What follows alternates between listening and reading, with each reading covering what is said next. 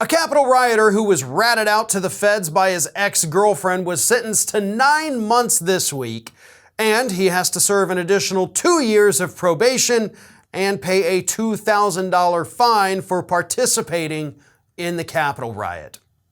I'm glad this individual was convicted, but I gotta talk for a minute about the ex-girlfriend here. Why would she turn in her boyfriend at the time?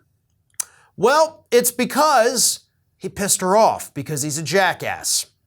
So what happened shortly before she turned him in was this guy, the Capitol rioter, after he took part of the Capitol riot, sends her these text messages, says, "If you can't see the election was stolen, you're a moron. This is our country. Do you think we live like kings because no one sacrificed anything? The vote was fraud and Trump won, but they won't audit the votes." So the girlfriend, now ex-girlfriend of course, was like, all right, first of all, you called me a moron, you're gonna pay for that.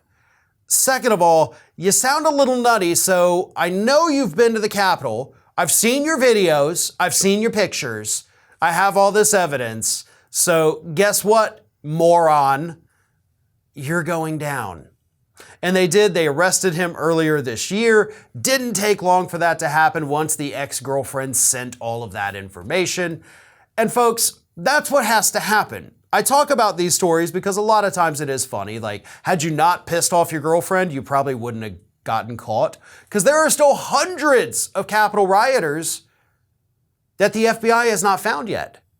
And they are asking people, they're asking us, the public, if you see videos of people from the Capitol riot, if you recognize any of them, please send them along because they need leads. They have to get the rest of these people. I do believe at this point about 900 of them have been arrested.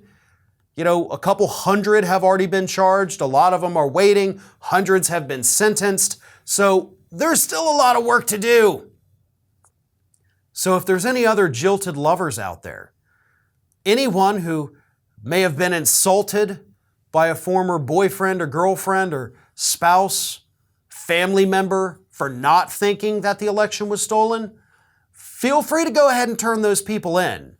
You'll be doing them a favor. Maybe they can actually get the help that they need behind bars. And I know that sounds weird, but these people do need mental help.